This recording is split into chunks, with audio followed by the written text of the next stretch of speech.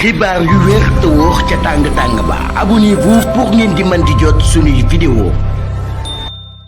dal leen ak jàmm seen chaîne bi di Buzz 221 HD kii di Ismaïla Sarr di akub joueur ci biir équipe nationale bu Sénégal di footballé ci club bi di Crystal Palace kookee daal dinay am akub homme d'affaires sénégalais bu ko daal di triyande daal di lekk ci moom lu tolloog 74 millions de francs CFA. coow loolee nu mu demee moom mooy que ne kii di Ismaïla Sarr ginnaaw ba mu bëggee am ay appartement ca biir Dakar Diamniadio daa waxoon benn mandataire am buy liggéey ak moom ngir mu daal di koy uutal appartement yooyee mandataire am boobee nag moom moo daal di contacter Moussa Ndiaye mi nga xam ne moom moo daal di nekk directeur général ci entreprise immobilier bi ñuy dippee Baobab Prestige Service. si li ni mel nag mandataire Ismaïla Sarr bi dafa mettre en relation Ismaïla Sarr ak kookee di Moussa Ndiaye. ginnaaw loolee la ko kookee di Moussa Ndiaye daal di xamalee que ne entreprise am bi daal dinay am ñaari appartement foofee ca Diamniadio te bu ci nekk da koy jaayee lu tolloog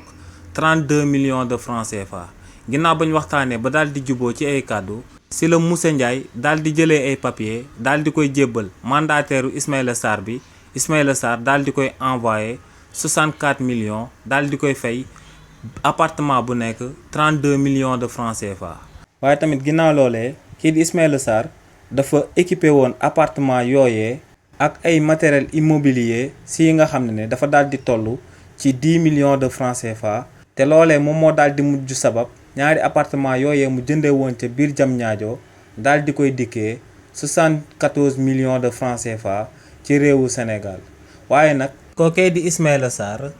ginnaaw ba mu déménagé ak ñenn ci famille bi ci biir kër gi lañ leen daal di fekk daal di leen di xamal que ne appartement yooyee en réalité dañ koo loué woon kookee di Moussa Ndiaye waaye kookee di Moussa Ndiaye musu koo daal di moom. après vérification nag la mandataire Ismaïla Sarr bi daal di xam que ne papier yi ñu ko daal di jébbal ay faux papier lañ. li ni mel nag moom moo sababoon Ismaïla Sarr ak mandataire am bi déposé woon plainte ngir ñu daal di jàppalu kookee di Moussa Ndiaye. waaye ndekete yoo ñaar ñooñee ginnaaw ba ñuy porter plainte jëmale ko ci Moussa Ndiaye kookee di Moussa Ndiaye jàppoon nañ ko daal di koy tëj 3 weeru kaso yu mu waroon a tëdd jëmale ko ci beneen coowal escroquerie. li ni mel moom moo sababoon waa police nationale génne waatoon kookee di Moussa Ndiaye ci fañ ko tëjoon ca Rebeuss daal di koy dégluwaat ci coow li nga xam ne moom moo jaar ci diggante moom ak Ismaïla Sarr ak mandataire am bi nga xam ne moom la jébbaloon ay faux papier. si coow loolee nag kookee di Moussa Ndiaye ñoo ko ciy toppewaat